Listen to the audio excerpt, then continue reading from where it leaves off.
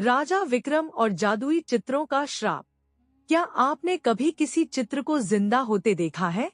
क्या कोई ऐसी कृति हो सकती है जो सिर्फ रंगों से नहीं बल्कि आत्मा से बनी हो? और अगर हाँ, तो वो चित्र बना किसने? राजा विक्रमादित्य का दरबार उन दिनों अपने वैभव की ऊंचाई पर था। उज्जैनी की गलियों में सुबह सुबह शंख ध्वनि गूंजती थी। महलों की दीवारों पर स्वर्ण की आभा चमकती थी और प्रजा सुख शांति से अपना जीवन व्यतीत कर रही थी। लेकिन एक सुबह सब कुछ बदल गया। उस दिन सूरज कुछ देर से निकला। महल के पूर्वी गलियारे की दीवार पर अचानक एक नया चित्र दिखाई दिया। एक ऐसा चित्र जिसे किसी ने पहले कभी नहीं देखा था।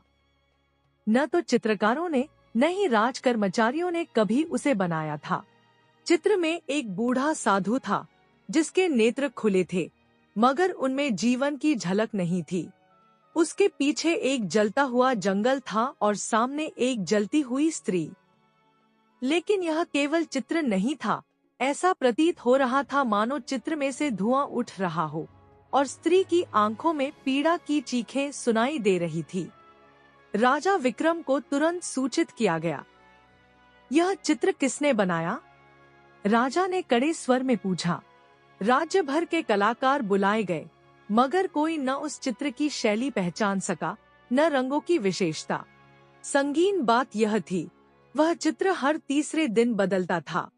पहले दिन साधु था, तीसरे दिन वही साधु अब एक झील में खड़ा था और उसके सामने वही स्त्री जल की लहरों में समा रही थी।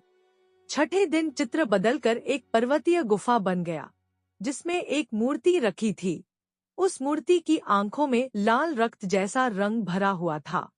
चित्र रहस्यमयी था और अब भयावह भी।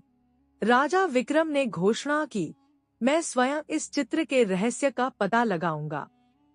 अगर यह किसी प्राचीन अभिशाप से जुड़ा है तो उसे उजागर करूंगा। तभी एक बूढ़ा ब्राह्मण महल में आया। उसकी चाल धीमी थी पर उसकी आंखें तीव्र थी। राजन, उस चित्र में जो स्त्री है वह जीवित थी और आपसे जुड़ी है। मुझसे। विक्रम का चेहरा तन गया। हाँ, ब्राह्मण बोला, यह चित्र एक विचित्र चित्रकार की कृति है जो चित्र नहीं, आत्माएं बनाता है। उसने आपकी एक गलती का बदला लेने की शपथ ली है। विक्रम स्तब्ध रह गया। कौन था वो विचित्र चित्रकार? क्या चित्र कोई जीवित चेतना बन चुका था? और अगर हाँ, तो राजा विक्रम की गलती क्या थी? महल में सन्नाटा था। ब्राह्मण के शब्दों ने सभी को हिलाकर रख दिया था। यह चित्र आत्माएं खींचता है और वह स्त्री राजा विक्रम से जुड़ी है। राजा विक्रम उस चित्र के सामने खड़े थे। दीपक की लौ चित्र के रंगों पर कांप रही थी। जैसे जैसे रात गहराती गई, चित्र की आकृतियां हल्की हल्की हिलने लगी। स्त्री की आंखों में आंसू चमकने लगे और तभी चित्र से हवा की एक लहर निकली। एक ठंडी, अदृश्य हवा, जैसे किसी अनजाने द्वार ने खुलने का संकेत दिया हो। राजा विक्रम ने तलवार संभाली और चित्र के बिल्कुल सामने आकर खड़े हो गए। तभी चित्र की पृष्ठभूमि में हलचल हुई। साधु की आंखें एक पल के लिए चमकी और विक्रम को ऐसा प्रतीत हुआ जैसे किसी ने उसका हाथ खींच लिया हो। अगले ही क्षण सब कुछ बदल गया। विक्रम की आंखें खुली, लेकिन वह महल में नहीं थे। उनके चारों ओर एक विचित्र धुंध थी और सामने वही स्त्री खड़ी थी, सजीव, हड्डियों तक भयभीत, कांपती हुई। राजन, वह बोल पाई, मुझे बचा लीजिए। तुम कौन हो? विक्रम ने पूछा। मैं चित्रिणी हूँ, उस चित्रकार की आत्मा जिसने मुझे कैद कर लिया।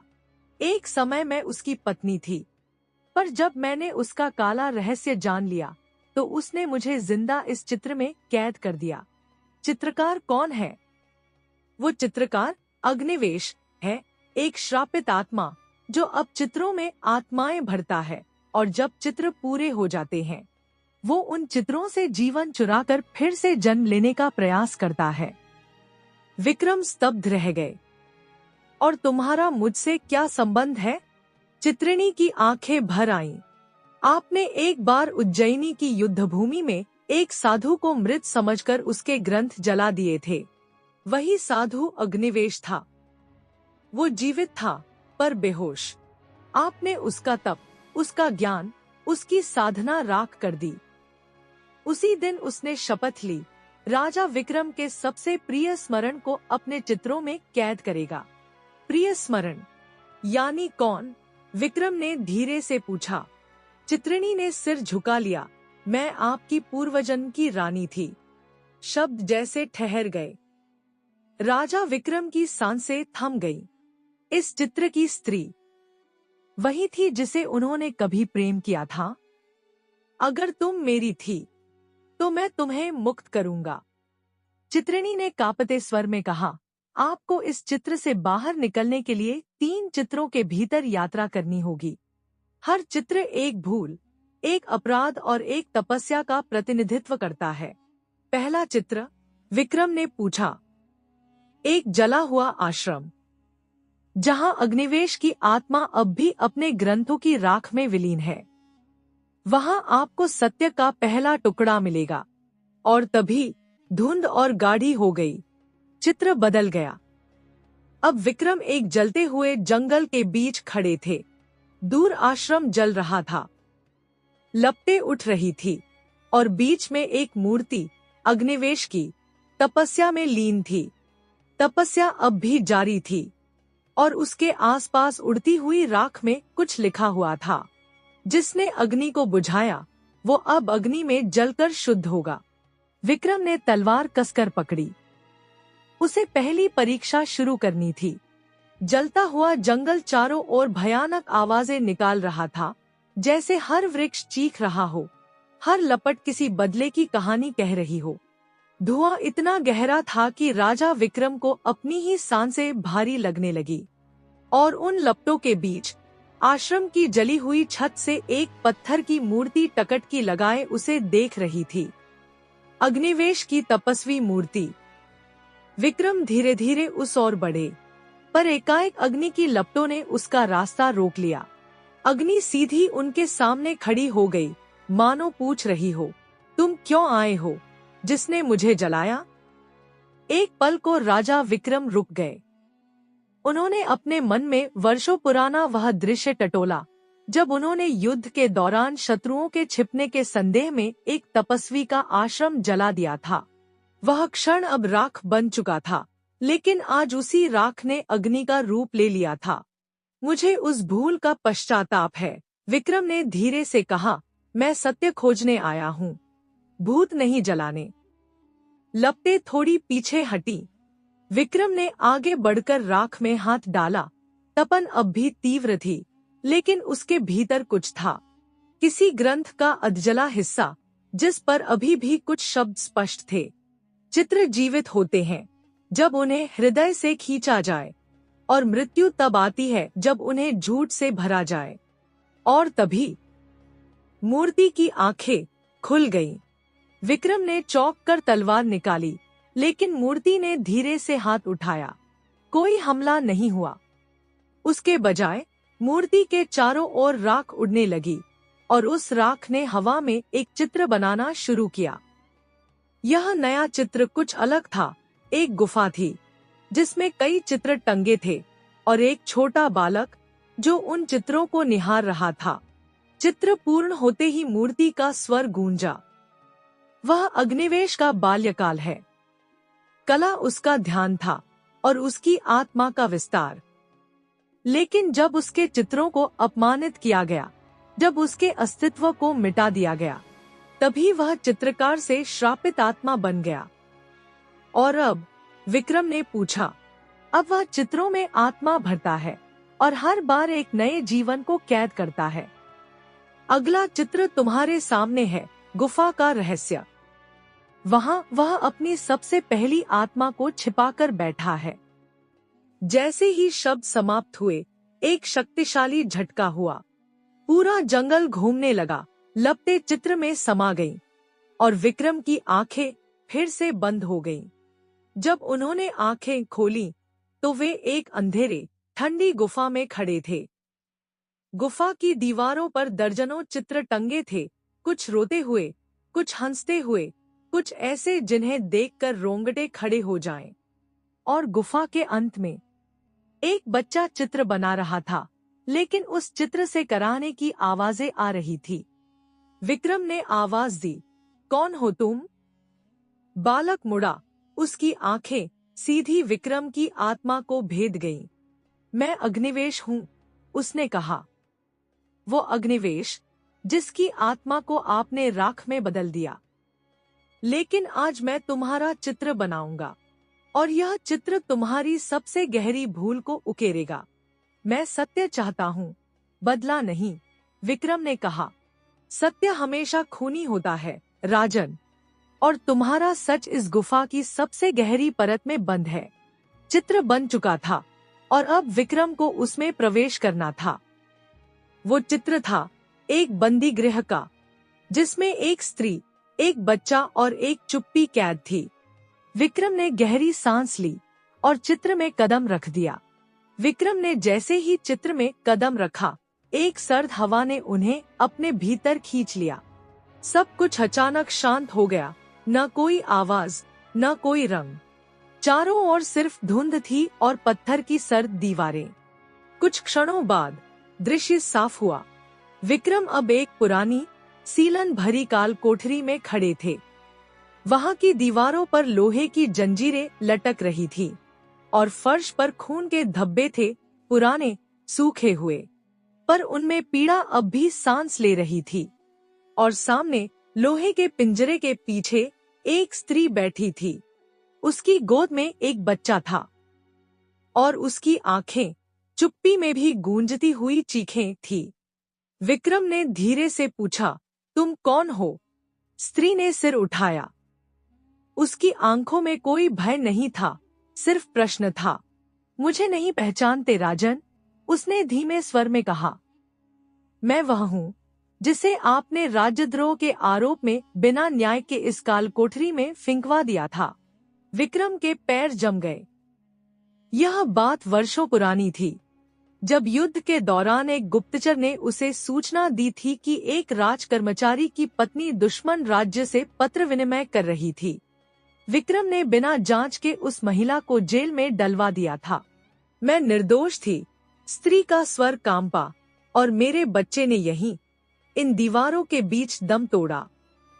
उसकी आंखों से आंसू नहीं निकले, सिर्फ मौन निकला, जो विक्रम के दिल में जलता चला गया। मुझे क्षमा करें, विक्रम ने कहा। क्षमा? स्त्री की मुस्कान में करुणा और क्रोध दोनों थे। मुझे क्षमा नहीं चाहिए, मुझे न्याय चाहिए। और इस चित्र में न्याय सिर्फ तब मिलेगा जब आप अपनी उस भूल को स्वीकार करेंगे और उसी पीड़ा से गुजरेंगे। अचानक पिंजरे की दीवारें गायब हो गईं। अब विक्रम खुद उसी काल कोठरी में थे, वही जंजीरें, वही अंधेरा, और सामने वही बच्चा जो धीरे धीरे सांस लेना बंद कर रहा था। विक्रम उसके पास दौड़े, उसे गोद में उठाया, लेकिन बच्चा केवल एक छाया था, हवा की तरह उनके हाथों से निकल गया। और तभी दीवार पर एक नया चित्र बन गया, अग्निवेश का चेहरा, लेकिन उसकी आंखों में अब आनंद था। दूसरी आत्मा अब शांत हुई, उसकी आवाज गूंजने लगी।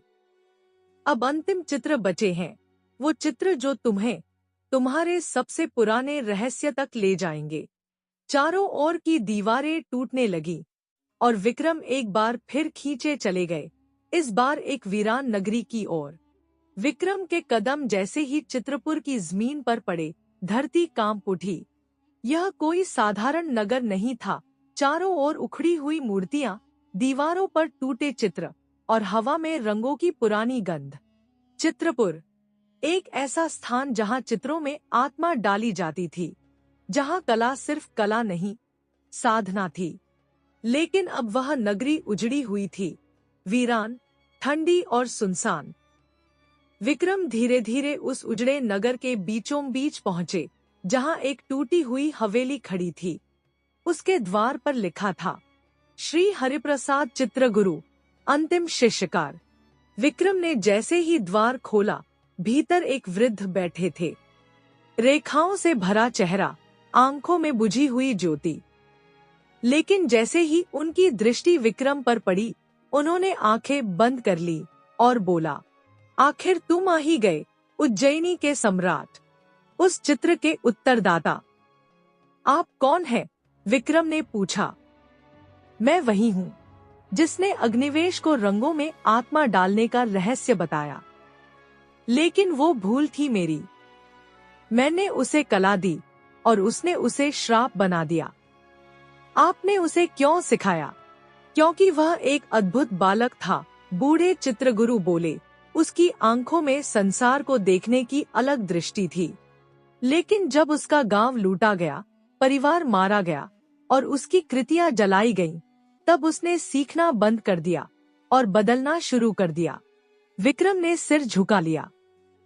अग्निवेश की कहानी अब धीरे धीरे पूरी होने लगी थी। अब क्या करना होगा? विक्रम ने पूछा। चित्रगुरु ने कांपते हाथों से एक पुराना कागज निकाला। उस पर एक अधूरा चित्र बना था।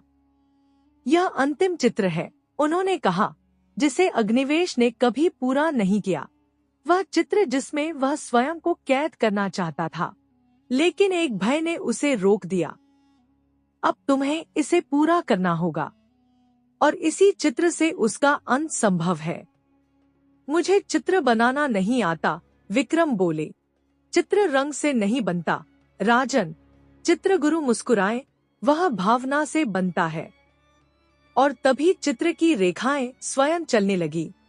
कागज के भीतर एक आकृति बनने लगी, अग्निवेश की। विक्रम की आंखों के सामने अग्निवेश का पूरा जीवन तैरने लगा।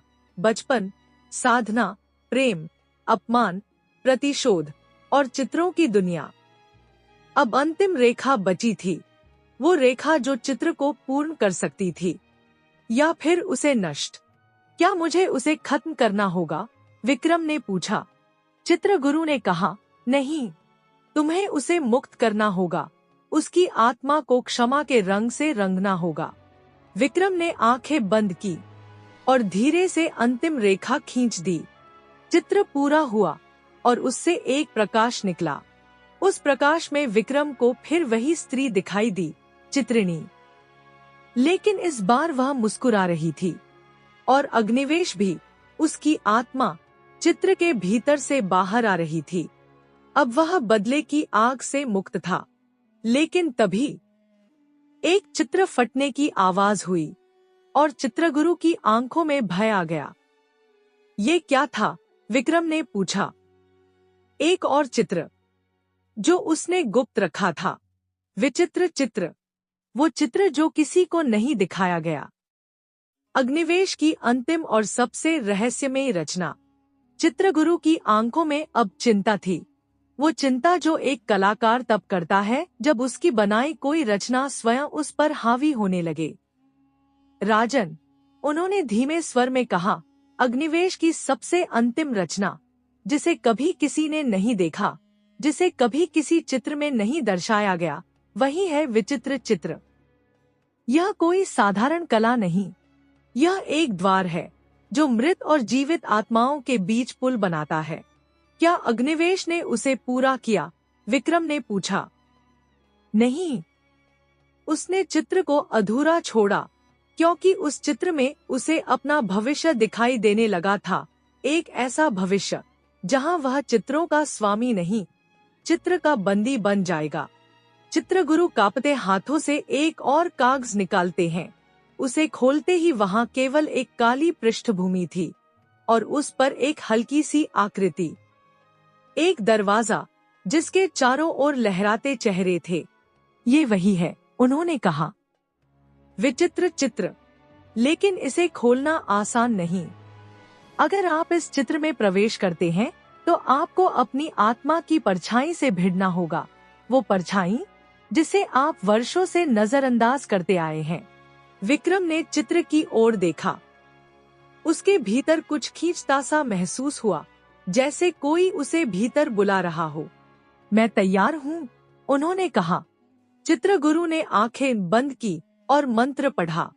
चित्र धीरे धीरे चमकने लगा। दीवारें हिलने लगीं, हवाएं थम गईं और समय ठहर गया। फिर विक्रम ने चित्र में कदम रखा। एक क्षण, फिर एक और, फिर अंधेरा, एकदम घना स्याह अंधेरा। लेकिन फिर अचानक चारों ओर प्रकाश फैला और विक्रम को एक दर्पण दिखाई दिया। दर्पण में एक आकृति थी, राजा विक्रम स्वयं। लेकिन चेहरा विकृत था, आंखें खून से भरी और होठों पर एक भयावह मुस्कान। तू ही है वो जो वर्षों से छुपा बैठा था। दर्पण के भीतर से आवाज आई, तेरे ही भीतर पला मैं, तेरा अभिमान, तेरा गुस्सा, तेरी स्वार्थ। मैं वो विक्रम हूँ जिसे तूने हर जीत में दबा दिया। मैं अपने दोषों को पहचानता हूँ, विक्रम ने शांत स्वर में कहा। तो सामना कर मुझसे, वह परछाई बोली, क्योंकि विचित्र चित्र तब तक पूरा नहीं होगा जब तक तू अपने भीतर के अधूरे को स्वीकार न करे। अचानक दर्पण टूट गया और उसकी परछाई सशरीर विक्रम के सामने आ गई, तलवार लिए हुए, तैयार युद्ध के लिए। यह युद्ध बाहरी नहीं था, यह विक्रम और विक्रम के बीच का था। दोनों तलवारें टकराईं, चिंगारियां निकली और चित्र के भीतर युद्ध शुरू हुआ। यह लड़ाई केवल अस्त्रों की नहीं थी, यह आत्मा की थी। हर वार में एक स्मृति थी, हर घाव में एक अपराध। परछाई चीखते हुए बोली, तू राजा है पर तू निर्दोष नहीं। विक्रम ने तलवार फेंकी। मैं खुद को न्याय नहीं कहता, पर अब मैं सत्य को स्वीकार करता हूँ। मैं वह हूँ जिसने गलतियां की पर उन्हें सुधारने चला है। और उसी क्षण परछाई शांत हो गई। उसका चेहरा बदलने लगा, आंखों से घृणा गायब होने लगी और उसमें शांति उतरने लगी। फिर अचानक वह परछाई एक प्रकाश में बदल गई और चित्र का दरवाजा अपने आप खुल गया। विचित्र चित्र अब अधूरा नहीं रहा। विक्रम वापस उसी कक्ष में लौट आए, लेकिन अब चित्रगुरु नहीं थे। पूरा चित्रपुर भी अब एक सामान्य नगरी बन चुका था। जैसे ही विक्रम पीछे मुड़े, उन्हें चित्रिणी दिखाई दी, मुस्कुराती हुई। आपने उसे मुक्त किया, वह बोली, और अब अग्निवेश की आत्मा चित्रों से निकलकर शांति पा चुकी है। लेकिन इससे पहले कि विक्रम कुछ पूछ पाते, चित्रिणी की आंखों में उदासी उतर आई। पर एक चित्र अब भी अधूरा है, एक चित्र अब भी अधूरा है। चित्रिणी की आंखों में उदासी थी, पर उसके स्वर में एक गहराई, एक शांति भी थी, जैसे वर्षों बाद किसी टूटे हुए सपने को स्वीकार करने का साहस मिला हो। विक्रम ने पूछा, कौन सा चित्र? क्या अग्निवेश ने और कुछ छिपा रखा था? चित्रिणी ने धीरे से सिर हिलाया। नहीं, यह चित्र अग्निवेश का नहीं, यह चित्र मेरा है। विक्रम स्तब्ध रह गए। तुम्हारा? उन्होंने धीरे से दोहराया। हाँ, चित्रिणी बोली, मैं कभी एक साधारण स्त्री थी, एक कलाकार की पत्नी, एक रानी की आत्मा, एक प्रेम की परछाई। लेकिन जब अग्निवेश ने मुझे अपने चित्रों में कैद किया, उसने मेरा वह रूप मिटा दिया जो मेरा स्वयं का था। उसने मुझे चित्र बना दिया, पर मेरे भीतर जो आत्मा थी, वह कभी चित्र नहीं बन सकी। विक्रम उसकी ओर एकटक देखते रहे। अब चित्रिणी ने आगे कहा, यदि आप मुझे पूर्ण मुक्ति देना चाहते हैं, तो आपको मेरा चित्र पूरा करना होगा, वैसा जैसा मैं थी, नहीं जैसा मैं अग्निवेश के चित्र में बन गई। तुम्हारा चित्र कैसा था? विक्रम ने पूछा। चित्रिणी कुछ पल मौन रही, फिर बोली, मेरा चित्र रंगों से नहीं, यादों से बनेगा। उन स्मृतियों से जो हमने एक साथ बिताई थी, पूर्व जन्म में। विक्रम की आंखों में हलचल हुई। कुछ बहुत पुराना, बहुत भीतर, धीरे धीरे जागने लगा। सहसा उन्हें वो सपना याद आया जो कई बार उनके मन में आता रहा था। एक शांत सरोवर, कमल से भरा, और उसके किनारे एक स्त्री बैठी थी। चंदन की महक, एक मीठी मुस्कान और आंखों में सृष्टि जितनी गहराई। वो तुम थी? विक्रम ने पूछा। चित्रिणी ने आंखें झुका ली। हम दोनों कभी एक साथ थे, लेकिन मेरे विनाश ने अग्निवेश को अंधकार की ओर मोड़ दिया और तुम्हें संसार के शासक की ओर। अब वह समय आ गया है जब मैं तुम्हारे हृदय के माध्यम से पूर्णता प्राप्त कर सकूं। तभी उनके सामने एक सफेद कैनवास प्रकट हुआ, हवा में तैरता हुआ। विक्रम ने तलवार की नोक से एक रेखा खींची, एक वक्र जैसे किसी का गाल। फिर उसकी आंखें, जो सिर्फ रेखाओं से नहीं बल्कि स्मृति से बनी। फिर केश, वस्त्र और एक मंद मुस्कान। हर रेखा के साथ विक्रम की आंखों से एक स्मृति बहती रही। एक झील का किनारा, एक झूलती हुई शाखा, एक रात जब दोनों ने आकाश की ओर देखते हुए एक दूसरे से कुछ न कहा, फिर भी सब कह दिया था। चित्र बनता गया और उसके साथ चित्रिणी की देह भी प्रकाश में बदलने लगी। अब मैं पूर्ण हूँ, चित्रिणी ने कहा। अब मैं मुक्त हूँ।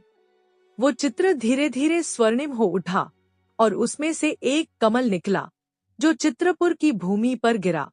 विक्रम नीचे झुके, कमल उठाया, वह जीवित था। विचित्र चित्र अब पूर्ण था, आत्मा से, स्मृति से, प्रेम से। लेकिन जैसे ही विक्रम ने सिर उठाया, चारों ओर की हवाएं तेज हो गईं। चित्रों की दुनिया हिलने लगी और फिर एक नई आकृति उभरी। राजन, एक चित्र अब भी बना नहीं, वो चित्र भविष्य का है। हवा तेज होती गई। विक्रम के चारों ओर चित्रों की दीवारें कांपने लगी, जैसे हर चित्र अपने भीतर कुछ बोलना चाहता हो, कुछ बताना चाहता हो। चित्रिणी की छाया धीरे धीरे हवा में विलीन हो रही थी, पर जाते जाते उसने एक वाक्य कहा, अब जो तुम देखोगे वह भविष्य है, पर वह भविष्य तुम्हारे कर्मों से जुड़ा है। विक्रम के सामने एक नया चित्र तैरने लगा। यह चित्र बाकी चित्रों से बिल्कुल भिन्न था। न रंग थे, न रेखाएं, केवल एक स्याह पृष्ठभूमि और बीच में एक अधखुला द्वार। जैसे ही विक्रम ने आगे कदम बढ़ाया, चित्र के भीतर से एक बालक की आवाज आई, मैं उज्जैन का भावी सम्राट हूँ और मैं जानता हूँ कि मेरी मृत्यु कैसे होगी। विक्रम चौंक गए। उन्होंने चित्र में झांक कर देखा। अंदर एक छोटा सिंहासन कक्ष था, जहाँ एक युवा बालक सिंहासन पर बैठा था, पर उसकी आंखें वीरान थी और उसके सामने एक चित्र रखा था जिसमें स्वयं विक्रम थे। बालक उठा और चित्र की ओर इशारा करते हुए बोला, मैं तुम्हारा वंशज हूँ, पर मेरे भाग्य में चित्रों से युद्ध नहीं, चित्रों में मृत्यु है। यह चित्र अग्निवेश की अंतिम चाल है। उसने समय के परे एक आत्मा भेज दी थी, जो मेरे जन्म के समय सक्रिय होगी। क्या? विक्रम ने हैरान होकर पूछा। हाँ, बालक बोला, विचित्र चित्र कभी खत्म नहीं हुआ। वह समय में फैल गया है और अब उसका एक टुकड़ा भविष्य को निगलने वाला है। विक्रम ने चित्र में प्रवेश किया। अब वह समय की रेखाओं के भीतर था, जहां न कोई सूरज था, न चांद, केवल घटनाओं की परछाइयां थीं, एक के बाद एक। वह देख रहे थे कि भविष्य में एक समय आएगा जब चित्रों को फिर से जीवित करने का प्रयोग किया जाएगा। विज्ञान, तंत्र और कला के बीच एक नया युग जन्म लेगा, जहां चित्र फिर से आत्माएं समेटेंगे। लेकिन इस बार कोई अग्निवेश नहीं होगा, बल्कि एक और नाम, चित्रवेत्ता, जो अग्निवेश से भी आगे का शिष्य होगा और जिसने विचित्र चित्र की तकनीक को चुरा लिया होगा। यह चित्रवेत्ता केवल चित्रों में नहीं, सपनों में प्रवेश करेगा और वहां से लोगों के मन को मोड़कर उन्हें अपने नियंत्रण में लेगा। विक्रम स्तब्ध थे। इस चित्रवेत्ता को कौन रोकेगा? उन्होंने पूछा। बालक बोला, वही जो उसे समझेगा, वही जो चित्रों को केवल कला नहीं, आत्मा मानेगा, और वही जो अपने भीतर के अंधकार को जीत चुका हो। राजन, वह केवल आप हो सकते हैं। विक्रम की सांसें गहरी हो गई। फिर मुझे अभी से तैयारी करनी होगी, उन्होंने कहा। बालक मुस्कराया, आपका चित्र अब अंतिम होने जा रहा है। लेकिन ध्यान रहे, चित्र का अंत नहीं होता, वह केवल नया रूप लेता है। और उसी क्षण सब कुछ फिर से घूमने लगा। विक्रम वापस उस स्थान पर आ गए जहां विचित्र चित्र बना था, पर अब वो चित्र एक कांच की तरह पारदर्शी था और उसमें उनका भविष्य लिखा था, युद्ध, पीड़ा, अग्नि और अंत में शांति। लेकिन उससे पहले एक और परीक्षा बाकी थी, क्योंकि चित्रवेत्ता जाग चुका था। रात धीरे धीरे ढल रही थी। उज्जैन के राजमहल में एक विचित्र नीरवता फैल चुकी थी, जैसे समय थम गया हो। विक्रम की आंखों में भविष्य की झलकें अब भी घूम रही थी, परंतु उन्होंने एक निर्णय ले लिया था। चित्रवेत्ता को रोकना ही होगा, भले वह अभी न दिखे, पर वह आ चुका है। विक्रम ने सबसे पहले उस गुप्त चित्र को, जिसमें भविष्य की चेतावनी दी गई थी, एक गहरे तहखाने में बंद कर दिया। लेकिन उस चित्र के रंग अब भी धीरे धीरे बदल रहे थे और उसके भीतर से कोई सांस लेने की ध्वनि सुनाई दे रही थी। राजसभा का दृश्य। एक अचानक सभा बुलाई गई। राज्य के विद्वानों, तांत्रिकों और चितेरों को बुलाया गया। विक्रम ने सबके सामने विचित्र चित्र की घटना साझा की और बताया कि एक नया युग आ रहा है, जिसमें चित्र केवल कला नहीं बल्कि अस्त्र बन जाएंगे। एक वृद्ध तांत्रिक खड़ा हुआ। राजन, यह भविष्य केवल आपको क्यों दिखा? क्या हम सब चित्रवेत्ता के प्रभाव से अछूते हैं? विक्रम ने गंभीर स्वर में कहा, चित्रवेत्ता मेरी परीक्षा नहीं, इस युग की आत्मा की परीक्षा है। वह सबको छुएगा, किंतु वह वहीं पनपेगा जहां मन दुर्बल है। वृद्ध ने सहमति में सिर हिलाया और बोला, राजन, उस चित्रवेत्ता की उत्पत्ति की जड़ें खोजी जानी चाहिए, क्योंकि कोई भी शक्ति अचानक उत्पन्न नहीं होती, वह किसी त्रुटि का परिणाम होती है। इसी बीच राजमहल से दूर उज्जैन के उत्तर छोर पर एक परित्यक्त चित्रशाला में अचानक दीवारों पर लगे चित्र चमकने लगे। वर्षों से बंद पड़े दरवाजे स्वतः खुल गए और एक धूल में सना चित्र, जिसमें एक साधु की छाया थी, जल उठी। चित्र से एक काली आकृति निकलकर उठी। उसके बाल हवा में उड़ रहे थे, उसकी आंखें बंद थी, पर उसके चारों ओर चित्र घूम रहे थे। वो चित्र जो उसने खुद नहीं बनाए थे, पर वह उन्हें नियंत्रित कर रहा था। वह फुसफुसाया, राजा विक्रम, तुम्हारे द्वारा छोड़ी गई अधूरी रेखाओं ने मुझे जन्म दिया है। मैं चित्रवेत्ता हूँ, हर उस रेखा का उत्तर जिसे तुमने कभी मिटाया नहीं। वह आगे बढ़ा और जैसे ही उसके पांव धरती पर पड़े, चित्रशाला के बाहर खड़ी दीवारें पिघलने लगी। वह अपने हाथ से एक चित्र बनाता गया, एक विशाल राक्षसी आकार, जिसके हाथ में बंसी नहीं, चित्र त्रिशूल था, और उसी त्रिशूल से वह मनुष्यों के सपनों में प्रवेश करने लगा। दूसरे दृश्य राजमहल में विक्रम को स्वप्न आया। उन्हें दिखा, उनके सेनापति, उनकी रानी, उनके गुरु, सभी की आंखों में चित्र उग रहे हैं। हर किसी का मन धीरे धीरे किसी अदृश्य कला द्वारा बदला जा रहा है। रानी का चेहरा धीरे धीरे एक चित्र में बदल रहा था। विक्रम ने चौंक कर आंखें खोली। उनके सामने खड़ी रानी एक पल में मुस्कुराई और फिर उसकी आंखें लाल हो गईं। वह बोली, राजन, तुम चित्रों से भाग नहीं सकते, क्योंकि अब हर चेहरा चित्र बन चुका है।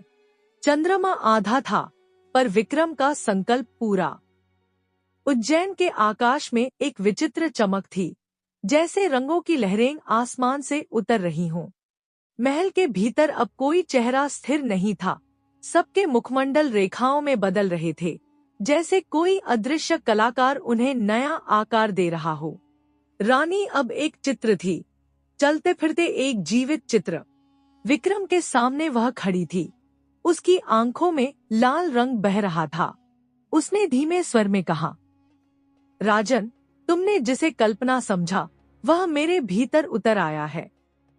चित्रवेत्ता ने मुझे नहीं लिया, मैं स्वयं उसे आमंत्रित कर चुकी हूँ। विक्रम ने अपने तलवार की ओर देखा, पर वह अब एक तूलिका में बदल चुकी थी। तो यह अंत भी रेखा से ही होगा, उन्होंने बुदबुदाया। चित्रवेत्ता का उदय पूर्ण हो चुका था। राजमहल के बाहर हजारों चित्र हवा में तैर रहे थे। लोग अपने ही चित्रों से डरने लगे थे, जैसे कोई रेखा उनका भाग्य बदल सकती थी। हर घर में लगे चित्र अचानक जीवंत हो उठे। किसी के पूर्वज मुस्कुराने लगे, किसी के शत्रु फिर से जीवित हो उठे। विक्रम जान चुके थे, अब युद्ध केवल अस्त्रों से नहीं, चेतना से होगा। उन्होंने महाकालेश्वर मंदिर की ओर प्रस्थान किया। वहां उन्होंने अपने अंतिम शिल्पकार, वृद्ध चित्रकार को खोजा, जो कभी उनके लिए विजय चित्र बनाता था। वह वृद्ध एक अंतिम चित्रभ्रम रेखा की कथा जानता था, एक ऐसी रेखा जो किसी भी दृश्य को शून्य बना सकती है, किंतु वह केवल तब खींची जा सकती है जब कलाकार स्वयं अपना अस्तित्व त्याग दे। विक्रम ने पूछा, क्या तुम मुझे वह रेखा सिखा सकते हो? वृद्ध बोला, नहीं राजन, वह रेखा केवल वह खींच सकता है जिसने अपनी आत्मा को रेखा में बदल लिया हो।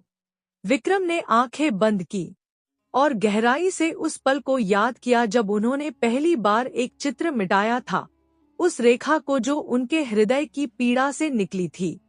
फिर उन्होंने अपनी हथेली से रक्त टपकाया, उसे एक कागज पर गिराया और बिना ब्रश के अपनी उंगली से एक रेखा खींची। चित्र कांपने लगे, रंग चीखने लगे, चित्रवेत्ता की देह में दरारें पड़ने लगी। वह चिल्लाया, नहीं, यह रेखा मेरी नहीं, ये रेखा सच्चाई की है। उसकी आत्मा उस रेखा में समा गई। सारे चित्र चुप हो गए। महल शांत। रानी की आंखें फिर से नीली हो गईं। नगर में हवाएं सामान्य हो गईं। और फिर धीरे धीरे उज्जैन के लोग अपने पुराने रूप में लौटने लगे। अंतिम दृश्य। राजा विक्रम ने महाकालेश्वर के चरणों में वह अंतिम रेखा का चित्र रख दिया। उन्होंने कहा, यह रेखा मेरी नहीं, समय की है। जब भी कोई कल्पना राक्षस बनेगी, यह रेखा उसे मिटाने लौटेगी। कहानी समाप्त। अगर आपको ये अनसुनी मगर अद्भुत कहानी पसंद आई हो, तो वीडियो को जरूर लाइक करें, शेयर करें और हमारे चैनल को सब्सक्राइब करें, क्योंकि ऐसी सच्ची और कल्पनाओं से भरी कहानियां हम आपके लिए लाते रहेंगे। धन्यवाद। अब बताएं, अगली कहानी किस विषय पर हो? राजा भोज, विक्रम की और रहस्यमय यात्राएं, या किसी अन्य पौराणिक रहस्य? यह थी चित्रपुर, एक प्राचीन नगर जिसे कभी चित्रकारों का स्वर्ग कहा जाता था। और वहां विक्रम को मिलना था उस व्यक्ति से जिसने अग्निवेश को चित्र बनाना सिखाया था।